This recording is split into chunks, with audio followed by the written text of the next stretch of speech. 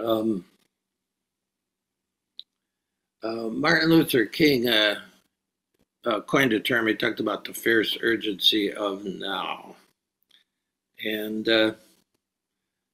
that's just been settling into me now as I approach 75 years old, and also, as we're uh, uh, just most all of us are aging. I once had a 30-year-old woman that email me and say, "Am I too young to come to the Grace in Aging?" I was giving the Amazing Grace of Aging retreat a few years back, and I said, "You're aging."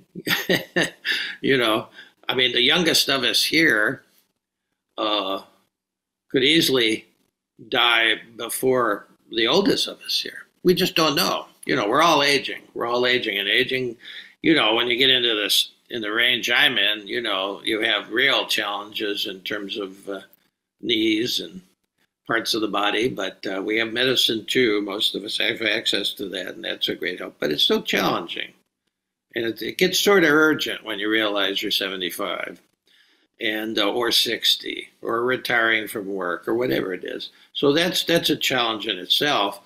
But then in this country, we're in an election year, and it's going to be quite an election year, and I think there's some urgency that we get ourselves ready for that, and I want the work we do here to help us sort of get a more stable center, sort of like have a real place of refuge, and to go deeper with what we're doing. So, and when if you remember the when we did the Easter mandala, if you saw it, and we've been doing mandalas mostly on the Christian side of the street. Well, we're going to move to the Buddhist side of the street for several weeks now, but um, same street, different side though. And but if the Easter mandala had order, disorder, emptiness, reorder. That's a really a nice view of how eternity works and time in that eternity. And I think there's, at least in the United States, maybe planetary, because we got a million refugees on the move. Because it's just there's disorder. If it's not climate disorder, it's institutional or government disorder, or you name it, political disorder. So we're in that kind of time, and we just have to, there's a kind of sense that we have to get ourselves ready to go through it, okay, and keep ourselves centered. Now, I was thinking of myself, what I do, and this is just, you wouldn't be here if you didn't have, I mean, for one thing, coming just once a week to this is a good spiritual practice. It's one, I listed 7 things that I thought were really sort of great spiritual practices, and you may be doing all of these or some of these. You're certainly doing one of these, because that's a gathering and community. As the Hopi prophecy from the year 2000. Can't remember, everybody was freaked out about the year 2000, Y2K, and everything was going to fall apart. The Hopis said, they had a really nice kind of prophecy about what's to come. And one of the things that they said is the time of the lone wolf is over. The time of the lone wolf is over. Because they understood that we're all going to need a community to go through this time. And that's the beauty of this community. It's a blessing. And so you're all here, so you all have that one. I just listed the rest of just, what comes to me is the most important stuff: to do some spiritual reading. I'm going to show you a good book in a minute. To always be doing some, even if it's just, a small poem, or you read a paragraph from a book, just to get into your ear before the rest of the world gets in there. Somebody who's on a deeper vibe. So spiritual reading, some kind of contemplative journaling. That's great. That's a great practice. Connection with nature. One of the guys that I'm working with likes to walk barefoot through the forest every day. Wonderful. Yeah, that'll center you. Just normal mindfulness, doing what you're doing when you're doing it. Unitasking, if you really want to know what it is. Get yourself multitasking. Shift down to a gear. If you're washing the dishes, wash the damn dishes. Don't wash the dishes, be planning something. It's a way to break dishes, by the way. So mindfulness, just during the day, just keep bringing yourself back to the body, the breath, and what you're doing, what's in front of you. Yeah, not the to-do list. That's a dangerous thing. Then compassionate action. The corporal and the spiritual works of mercy, at least that I got from Jesus.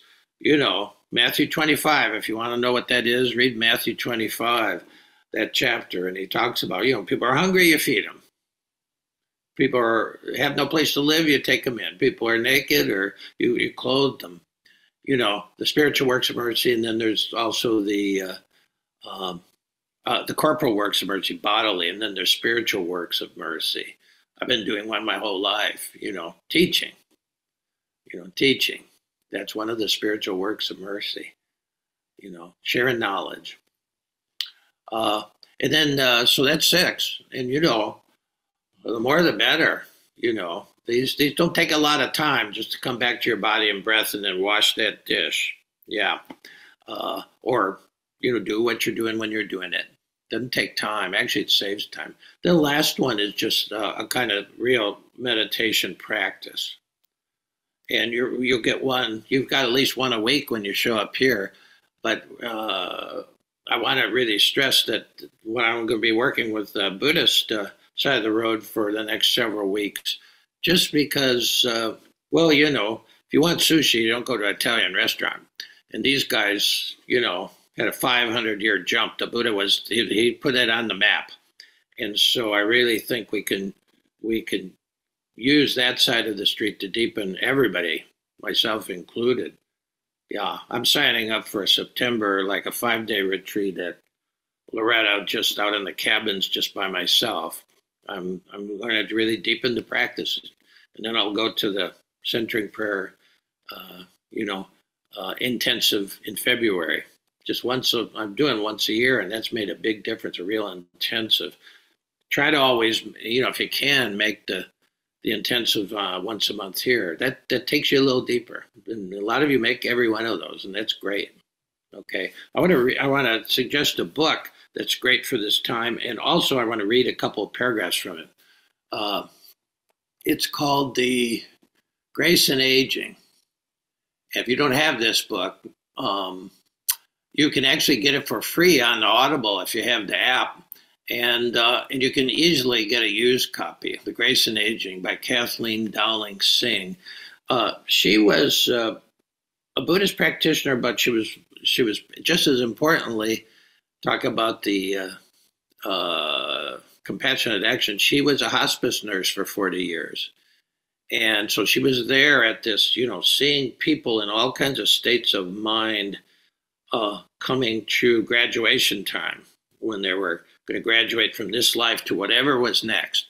And so the only way you do that for 40 years is to have a pretty good spiritual practice yourself, because that in itself is an incredible spiritual practice. And this is a good, The Grace in Aging is a great book because, it's, the subtitle is Awaken as you grow older. And her first line is great. Must not be the first line. Must be the first. Being old is new for us, she says. That's the first. Like, being old is new for us. And boy, that is the truth. But she really, besides getting some insight on how to navigate this, how to wake up more and more as you age, she really beats the drum all the way through this book for having a spiritual practice, and especially for having a meditation practice. All the other ones are great too, but here's what she has to say. I'll just read you just a couple of excerpts from this, short excerpts. On page 33, she says, a committed formal sitting practice is essential if we wish to awaken. It is possible to call ourselves spiritual travelers, to believe that we are on a spiritual path, even to become kinder and wiser human beings without a daily sitting practice. It's not likely, though, that we will awaken into awareness beyond self and ripen all of our positive potentialities without a contemplative, meditative discipline. And then on the next page, on 34, she doubles down a little bit. She says, we need to carve out the time to sit if we have not yet done so, or carve out more time if we have already begun. Sitting, the silent, noble stilling of the body and the mind for the purpose of liberating awareness into beyond self, into deeper, more illumined consciousness, allows an opening in the limiting paradigm of separate self and only form. Sitting practice is where transformation is effected, where neural connections are rewired. Sitting practice is the launching pad for piercing insight, direct knowing, and keeping the heart, and the direct knowing and the opening of the heart. It is the base of operations. Well, that's her view. It's my view also, really, after 50 years of this, that it's sort of the base of operations. And when you get a sitting practice going and growing, all those other practices come along, and they're easier, and you start to build up something that is central, something that you can lean on, doesn't get blown away. You know, most of you know the Stafford poem, the way it is. He says, there's a thread you follow. It goes among things that change, but it doesn't change. Yeah. So in the midst of all the change, there's something that doesn't change. What is that? How do you really get in touch with that? Okay. And she contends, and she beats the drum for it all the way through and gives you some really good advice. So I'd recommend The Grace in Aging. Again, you can listen to it for free on Audible. All you have to do is have the app. And if you have that, you can get it presto. And this book's been out for a while, so you can get like a used copy for $5. This is a book I'm keeping in the bathroom. I always have a book that I'm reading seriously at the table with my coffee in the morning. And then this is the one I have in my other reading room, the bathroom. And because I've read this book 3 or 4 times, that'll tell you something. At the get together we're having on the 20th, I'm going to have some free books out on the table. Where that if it looks good, you can take it. And that's always the way. Even normally, people take books all the time. I say, good, great. My children will thank you for this. But this book's not going to go on the table because I keep it right by where I sit and right by where, there's certain books that I go back to all the time, and this is one of them. So big recommendation on that book, and you can get it on the cheap. Well, here's a poem for the day. This poems just come out in the course of preparing to find something worth saying to you guys, and this poem came out. So it's called Where the Long Road Leads. And this is a long road. This is not a quick fix. We've got 3 years under our belt with this community. None of us are where we were if you've been along for this ride on a regular basis. We've all moved along, but it's a long road. It's not a quick fix. So this is where the long road leads, in case you're wondering about that. I wondered about it for my whole life. Where the long road leads. Enlightenment is not about happiness. Resurrection is not about happiness. Happiness is fine, but it comes and goes. So just keep walking the pilgrim road through all the bitter and the sweet, but don't walk the way fear wants you to walk. The living Buddha and the living Christ walked the long and rocky road that leads ultimately to an unspeakable, unshakable joy. I'm going to just go back through that again and just make a few comments. But that just came out this week, and it's partly a function of the last intensive I did at Loretto, which was just like every other centering prayer intensive I've done, 7 days, but something different happened. I broke through on another level, and I've done these for years, and it was different. This poem I couldn't have written it before it. Enlightenment is not about happiness. Enlightenment is not about happiness. Resurrection is not about happiness. Happiness is fine. I mean, it's great when all all the stars line up and something really great happens. But it comes and goes. We all know that. And the long road leads to something that doesn't come and go. And that's important to know. That's important to know. And we're walking this road together as a community. I call it the Pilgrim Road. I call the people that I work with, during the week, calling them up. Some people every week, some people every 2 weeks, some people once a month. I just lost a dear 80-year-old friend. I called her once a month. It was one of the. It's impossible to know who's walking who with people, with all of you, really. But it's impossible. It's like doing this walk with people, even as we've been walking for 3 years together as a community. It's sort of like kissing. It's impossible to know who's kissing who. Really, if you get into a kiss, go give somebody a great kiss. And it's that way. So keep walking this road. And it's bittersweet, through all the bitter and the sweet. But don't walk the way fear wants you to walk. Well, all right, let's look at that for a minute. Don't walk the way fear wants you to walk. The ego, and mine is still intact. The only difference is, after many years of this, decades of this, is it's weaker, and it's not always running the show. That's what happens as you do this work, because the ego is the self-centered, and it's what we needed to get through childhood. We've gone over this ground, but it's like meditation. You go over the ground and ground again, and then eventually you see it at another level. So the ego totally runs the show when we're kids. And the ego has two questions. This moment arises, and the ego has two questions about it. Pema always says, in our heart, there's a switch, and it's either open or closed. So the moment arises. And then from the ego's point of view, there's two questions. First question, what can I get out of this?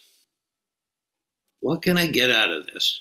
Some people quit things, especially meditation, because they go, well, I ain't getting anything out of it. Nothing's happening here. I'm still crazy like I was before. Maybe I'm more crazy.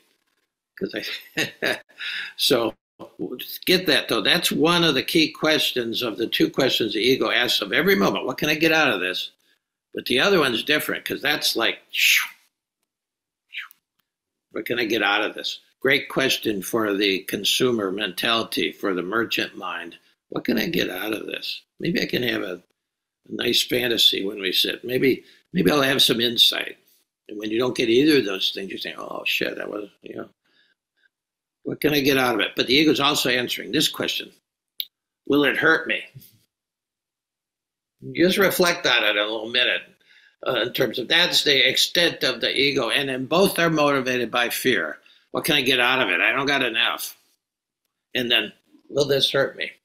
Now, it makes a lot of sense for a little infant to operate on that system. Makes a terrific amount of sense. That's why we're all here. But that's the problem when you're, as a 74-year-old guy like me, when you're operating on that, what can I get out of it? Oh, back off for the moment, and then the heart closes. What can I get out of it? Actually, and either way, the heart, closes. Yeah, interesting. So don't walk the way fear wants you to walk. You know, in a few minutes we'll be meditating, and notice notice those two things. Some people, you know, depending on where you are in the Enneagram, and that's important to know. That's a tool of how this fleshes out and sort of into your persona, into your personality. Uh, and some of us, the bigger question is the second one: will it hurt me? You know, and so there's a sense of backing away from the moment, and then others are more, you know.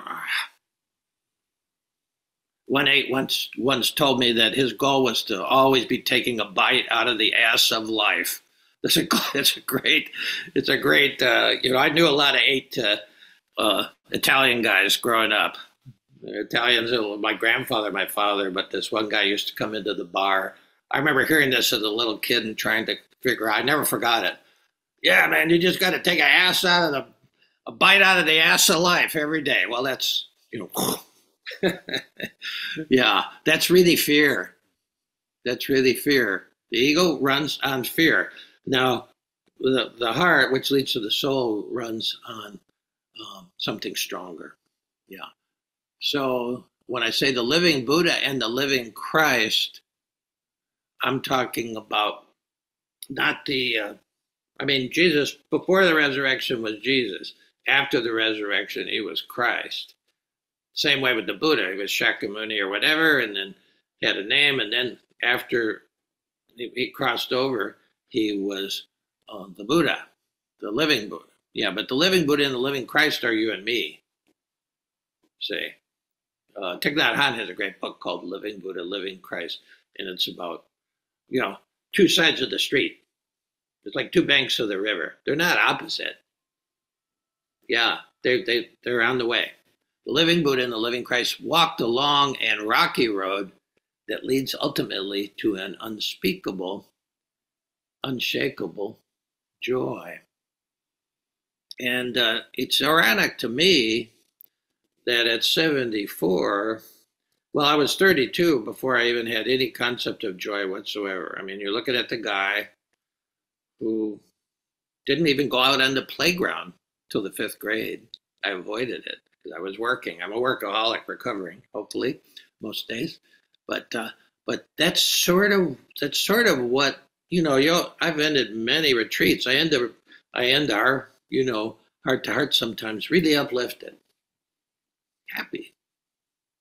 Sometimes it's sad too, you know. But these things come and go. There's been something that hasn't come and it hasn't gone since this time, which has caught my attention, and I just got a deeper idea of um, joy. I mean, Easter's not about happiness; it's about joy, something that doesn't come and go. You know, the Soga Rinpoche has a great little 5-minute meditation. He says, "Rest in natural great peace. This exhausted mind, beaten helplessly by neurotic thought." Yeah. Now, neurotic thought from the Buddhists, the Tibetan Buddhists especially, talk about that a lot. Neurotic thought is thought that's self-centered, and also thought that's negative. Oh, you'll never amount to much. You know, you're sitting there. Oh man, I just really don't know what I'm doing here. These thoughts. We all have these thoughts. What's the use? You know, you're sitting there, you're being bombarded by all these things. You know, there's something wrong with you. That's the mother of all these kind of neurotic thoughts. There's something wrong with you. No, there isn't. The Buddha and the Jesus and lots of the saints in all the traditions, that's their message. Hey, there's nothing wrong with you, other than who you really are is covered over, or you can see the diamond nature. There's nothing wrong with that, but when you're all shook up and you don't know what to do about it, well, then obviously, I'm not, perfect just as you are, but there's a little work to do because rest never sleep. Things shake up the jar. We lose stuff. Yeah. And it's an unspeakable, unshakable joy. That's interesting. I really can't speak about it because, it's very hard to talk about these states, but it's been an unspeakable kind of unbreakable feeling that it's not even a feeling because feelings come and go. Yeah. So Rumi has that poem will be in the Monday. That's what's coming out for Monday, by the way. Uh, Rumi has a little poem, which is really like a story. Uh, this ocean frog makes his way inland into the country, and he meets this country frog, and the country frog says, "You're not from around here, I can tell." And he said, "No, I'm not." And he said, "Well, here, I want to show you my pond." And he jumps in the pond and swims around. It's about 5 foot by 5 foot, and he's jumping around, and he says, "What do you think of that?" And he said, "Well, that's good." He said, "Well, what's a pond like where you come from?" He's the ocean frog. And the ocean frog says, "I can't really tell you. You're going to have to come and see. I mean, you can read books about meditation. I can give talks on it. But, you're going to have to come and see, you see. That's because it's something else at some point. And it does. Your little pond gets bigger. You don't even maybe realize it until at some point, surprisingly, you don't live there anymore. That's all I can say. It's sort of unspeakable. Like you said, I really can't say. You're going to have to come and check it out. Come and see for yourself. Yeah. So let's do that. Let's do that. So I think that's good enough for the talk, Jill.